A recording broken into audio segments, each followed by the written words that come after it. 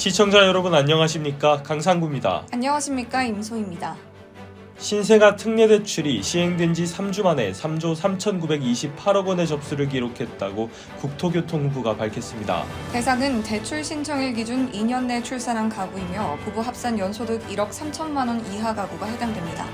국토부 관계자는 신생아 특례대출이 출산 가구의 주거비 부담을 줄이는 효과가 있다면서 출산율 제고 효과로 이어지도록 제도를 보완할 계획이라고 밝혔습니다.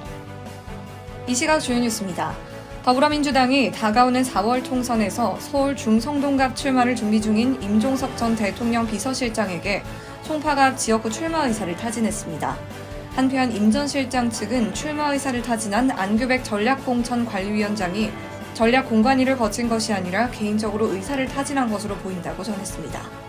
더불어민주당에서 현역 의원 평가 하위 20% 대상자에 비명계 의원이 다수 포함된 것으로 드러나면서 당내 파열음이 커지고 있습니다.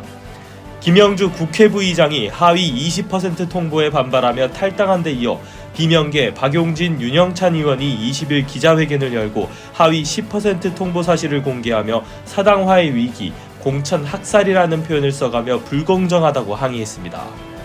전 산업 2월 업황 기업 경기 실사지수가 코로나19 사태 이후 최악으로 떨어졌습니다. 이는 부동산 경기 침체로 건설업 부진이 이어진 영향으로 풀이됩니다.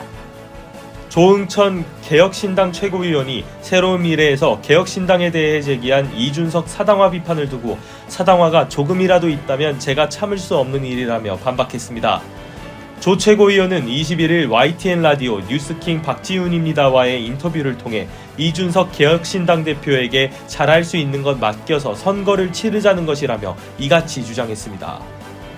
한국 축구대표팀 주장 손흥민과 물리적 충돌을 빚은 이강인이 깊이 뉘우쳤다며 사과했습니다.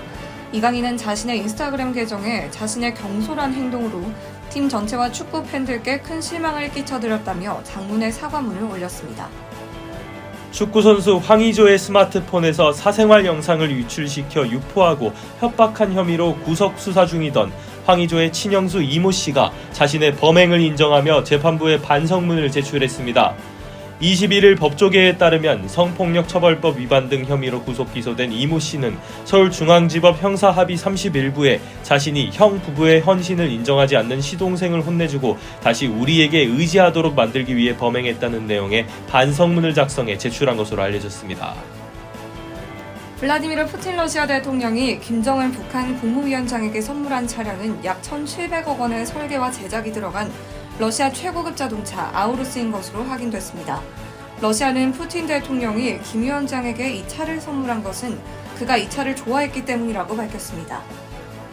전공의들의 사직서 제출 확산으로 의료 공백이 우려되자 경기도가 비상진료 대책 상황실을 비상진료대책본부로 격상해 운영하기로 결정했습니다.